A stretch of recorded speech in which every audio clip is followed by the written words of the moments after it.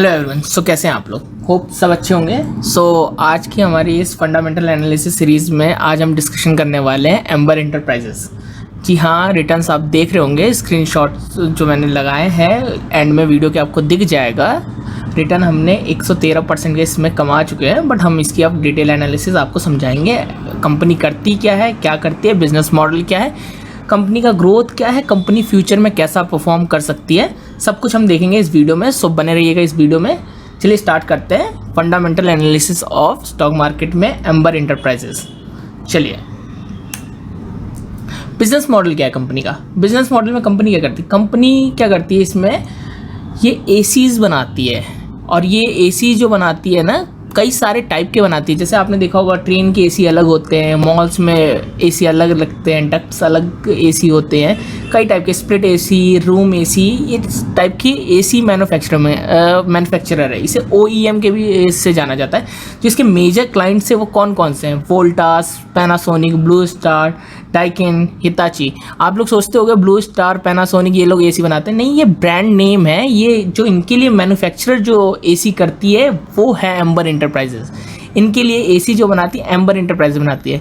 Amber enterprises का 55% percentage जो shares है वो कॉन्ट्रैक्ट एसी मैन्युफैक्चरर है के पास है, और 19% जो इनका वो है मार्केट शेयर वो रूम एसी मार्केट है। मतलब कि समझिए जो इंडस्ट्रियल पर्पस के लिए इनके 55% यूज़ होते हैं, जैसे कि ये लाइक कि आपके जैसे ट्रेन में हो गए, बसेस में हो गए एंड ऑल। एंड जो रूम एसी मैन्युफैक्चरर है उसकी जो मार्केट परसेंटेज है इनके पास 19% है। 11 मैन्युफैक्चरिंग फैसिलिटीज़ अक्रॉस इंडिया, मतलब इनके पास 11 मैन्युफैक्चरिंग जहाँ पे ये एसी बनाते हैं फैसिलिटीज़ हैं पूरे इंडिया में। ओके, सो बिजनेस मॉडल हमें समझ में आए, ये एसी बनाने वाली कंपनी है एक। ठीक है, चलिए हम नेक्स्ट आते हैं। पास्ट हिस्ट्री कैसी रही है?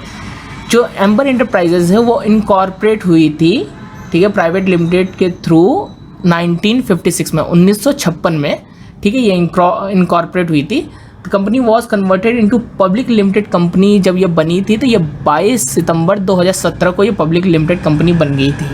ठीक है, इसकी जैसे कि हमने बोला था 10-11 मैन्युफैक्चरिंग यूनिट्स हैं, फैसिलिटीज़ है अक्रॉस इंडिया में, 7 लोकेशन में है।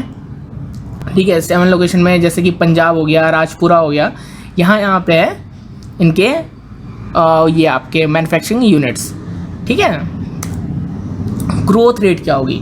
तो हमने काफ़ी रिसर्च की, तो हमें 2-3 वेबसाइटों से अच्छी खासी ग्रोथ रेट रिसर्च मिली। देखिए, जैसे कि ये चिलर्स होते हैं, डक्टेबल स्प्लिट्स होते हैं, ये डक्टेबल स्प्लिट्स जो मॉल में लगते हैं, ठीक है, लाइट कमर्शियल एयर कंडीशनर जो बसेस, ट्रेन और नॉर्मल चीज़ें जो घर में भी यूज़ होते हैं, और अदर टाइप की भी एसीज रहती है, VRF भी होती है। ठीक है, तो projected to grow rate CAGR, मतलब कंपाउंड एनुअल ग्रोथ रेट जो माना गया है एसी बिजनेस का वो 17% है इंडिया के अंदर।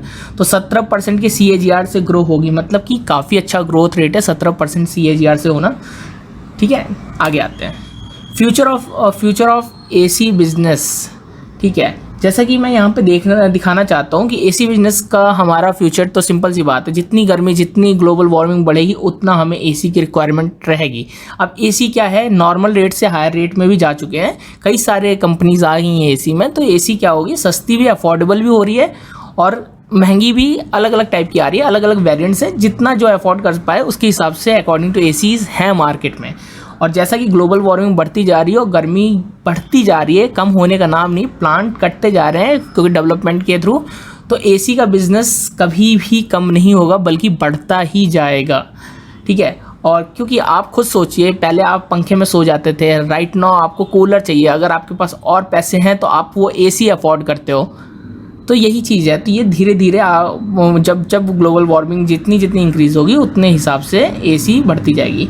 कैपेक्स भी देखिए कंपनी का जो है वो करती जा रही है। 2017-18 में अगर आप यहाँ पे नोटिस करोगे तो 85 करोड़ का कैपेक्स था, 2018-19 में 104 करोड़ का, 2019-20 में 108 करोड़। मतलब कंपनी का कैपेक्स मतलब क्या है, मतलब खर्चा कंपनी कितना कर रही है अपने बिजनेस को बढ़ाने के लिए। तो ये देखिए, ये सारी चीज़ें ग्रो हो रही हैं। चलिए आगे आते हैं। अब आते हैं वैल्यूएशंस कैसी हैं एम्बर इंटरप्राइजेस की। तो मार्केट कैप है इसका 7,900 करोड़ का, मतलब एक स्मॉल कैप कंपनी है। स्टॉक पी चल रहा है 157% का। मोनोपोली बिजनेस है, इसलिए अभी स्टॉक में मार्केट लीडर भी है, मतलब कि अपने सेक्टर में, इसलिए वैल्यूएशंस पी में बहुत हाई हैं। ये फ्यूचर में ये देखा जाएगा कि ये अगर इसकी ईपीएस ग्रो होती है तो ऑब्वियस सी बात है कि वैल्यूएशन नॉर्मलाइज हो जाएंगे। देखा जाएगा फ्यूचर में ये कंपनी कैसा परफॉर्म करेगी। और आरओई जो है, रिटर्न ऑन इक्विटी, इसका 15.7 है, जो कि ओके है, नॉट दैट मच ग्रेट, ठीक है। आरओसी 17.1 है, मतलब रिटर्न ऑन कैपिटल एम्प्लॉयड, वो भी ठीक है। बुक वैल्यू 321 है, जो जितनी बुक वैल्यू ज़्यादा होती है उतना ही अच्छा होता है। ऑपरेटिंग प्रॉफिट मार्जिन कम है, 8 है, क्योंकि मैन्युफैक्चरिंग कंपनी है तो जितना ये प्रोडक्ट बनाने में डालती है, सेल करती है, फिर उसके बाद उसका जो एवरेज उसके पास प्रॉफिट बचता है वो सिर्फ 8% का बचता है।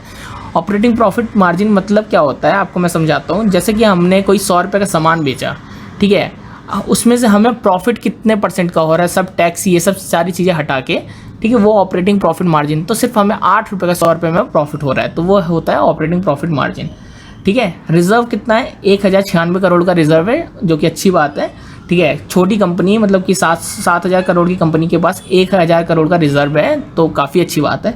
सेल्स क्या है, 34% के हिसाब से ग्रो कर रही है CAGR में 3 साल के, जो कि बहुत अच्छी बात है, बहुत तगड़ी चीज़ है, ठीक है। प्रॉफिट CAGR 3 साल का क्या है, 95% है, दैट इज़ ह्यूज। डेब्ट टू इक्विटी रेशियो क्या है, मतलब कंपनी 100 रुपये कमाती है तो इसके पास 2.8% का 0.28 का डेप्ट है, मतलब कि इतना भरती है कंपनी इक्विटी के अकॉर्डिंग, ठीक है। डेब्ट टू इक्विटी रेशियो 0.28, मतलब कि नॉर्मल है, ज़्यादा उतनी बड़ी बात नहीं है। जिसका 1 से कम होता है डेब्ट टू इक्विटी रेशियो, वो कंपनी अच्छी मानी जाती है, ठीक है। इंटरेस्ट कवरेज रेशियो क्या है, 5.55, मतलब कि क्या हुआ, कंपनी जितना कंपनी के ऊपर डेट है उससे 5 गुना ज़्यादा ये कंपनी कमाती है, ठीक है। समझिएगा इंटरेस्ट कवरेज रेशियो को, जितना कंपनी के ऊपर डेट है उससे 5 गुना ज़्यादा ये कंपनी कमाती है, तो डेट का तो मतलब रहा ही नहीं इंटरेस्ट कवरेज रेशियो को देख के। कैश फ्लो भी कंपनी का 31 करोड़ का है, पॉजिटिव है, which is very good. Company का कैश फ्लो पॉजिटिव रहा है तो वो कंपनी के पास मतलब पैसा है आगे भी इन्वेस्ट करने के लिए। तो अगर बाई चांस कंपनी में कुछ जैसे लॉकडाउन हुआ, ये हुआ, कंपनी बंद पड़ती है, तो इस टाइम ये कैश फ्लो जो रहते हैं ना अब कंपनी के पास, ये बहुत काम आते हैं उन कंपनी को स्टेबलाइज रखने के लिए। चलिए शेयर होल्डिंग पैटर्न में देखते हैं। तो शेयर होल्डिंग पैटर्न में ये देखिए, ये जैसे कि दिखाता हूँ, 7.122% जो है वो म्यूचुअल फंड के पास होल्डिंग है। फॉरेन इंस्टीट्यूशनल इन्वेस्टर के पास कितनी है, जैसे ये ऑरेंज कलर का देख सकते हो, तो ये 12.36% है। ऐसी ट्रस्ट के पास कितना है, 3.45% है। और एम्प्लॉयज़ के पास भी है शेयर होल्डिंग पैटर्न, जैसे 0.08। बैंक के पास कितने हैं, तो बैंक के पास हम देखते हैं, तो यहाँ पे आपको प्रमोटर्स के पास देखते हैं। पहले प्रमोटर के पास कितना है, 41.76% है। बैंक के भी पास है, कॉर्पोरेट बॉडीज़ के भी पास है ये 22.5%, मतलब कि NBFC सबके पास है इसकी होल्डिंग्स। तो कंपनी के पास अच्छी खासी शेयर होल्डिंग पैटर्न है, सब ने इन्वेस्ट किया है, ठीक है।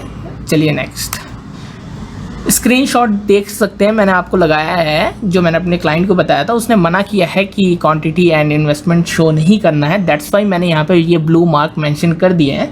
पर आप देखिए स्क्रीनशॉट ऑफ एम्बर रिटर्न्स का जो मैंने लगाया है, वह यहाँ पे अगर आप नोटिस कर रहे होगे शेयर के पास, तो 113% की रिटर्न है, 113% की रिटर्न है एम्बर इंटरप्राइजेज में। उसकी एवरेज प्राइस थी 1106 रुपये, लास्ट ट्रेडिंग प्राइस जो चल रही है 2364 रुपये की चल रही है। आज के दिन गया है ये 4% आज डाउन था एम्बर इंटरप्राइजेस, ठीक है। तो ये स्क्रीनशॉट मैंने एज अ प्रूफ लगा दिया है, बस उसने अपना इन्वेस्टमेंट एंड क्वांटिटी डिस्क्लोज करने को मना किया था, इसलिए मैंने किया नहीं है, ओके। कंक्लूजन क्या है, company have good fundamentals, company have sustainable business model है, जैसे कि मैंने बताया एसी की ग्लोबल वार्मिंग जितनी बढ़ेगी वैसे ही एसी का कंजम्पशन बढ़ेगा। कंपनी ट्रेडेड हाई वैल्यूएशन 157 के पीई पे ट्रेड हो रही है, ठीक है। और बुक वैल्यू भी मल्टीपल अगर 300 से देखा जाए तो 8 टाइम्स बुक वैल्यू के मल्टीपल पे ट्रेड हो रही है, विच इज़ हाई, ठीक है। तो इसलिए मैंने वैल्यूएशन को हाई दिया है, ठीक है। Good buy for long term, small cap company है, एसी की कंपनियां बंद नहीं होने वाली है, तो यहाँ से अगर आप 10 साल 15 साल 5 साल के आगे का नज़रिया देखते हैं तो ये एक अच्छा इन्वेस्टमेंट हो सकता है। अगर हो सकती है ये कंपनी स्मॉल कैप से मिड कैप बन जाए तो आपका यहाँ से पैसा डबल हो सकता है। दैट्स वाई मैं इसे कंपनी को रेकमेंड करता हूँ, but for a long term investment के लिए। Company belonging to small cap, आप जान रहे हो कि 7,000 करोड़ का मार्केट कैप है तो स्मॉल कैप हुई। Company have good share holding pattern, जैसा कि हमने आपको बता रखा है। सो कंपनी का कंक्लूजन यही है कि अगर आपको बाई करना है तो आप प्लीज़ अपने फाइनेंशियल एडवाइज़र से बात करिएगा, कंपनी को रिसर्च करिए अपने खुद की तरफ से। अगर आपको कंपनी सही लगती है तो करेक्शन पे आप इस स्टॉक को बाई कर सकते हैं, ठीक है, बट अपने फाइनेंशियल एडवाइज़र से पूछने के बाद, क्योंकि ये चैनल की कोई रिस्पॉन्सिबिलिटी नहीं होगी अगर आपका प्रॉफिट या लॉस होता है। ये this is only for educational purpose. Thank you so much. अगर आपको ये वीडियो पसंद आई हो तो प्लीज़ लाइक करिएगा, शेयर करिएगा, सब्सक्राइब करिएगा, और thank you so much for SBI card fundamental analysis, क्योंकि आपका उस पर बहुत अच्छा रिस्पॉन्स आया है। ऐसे ही आप अच्छे रिस्पॉन्स देते रहिए, मुझे मोटिवेशन मिलता रहेगा। मैं आपके लिए अच्छी अच्छी वीडियोज़ ऐसी फंडामेंटल स्टॉक्स की बनाते रहूँगा। Thank you so much.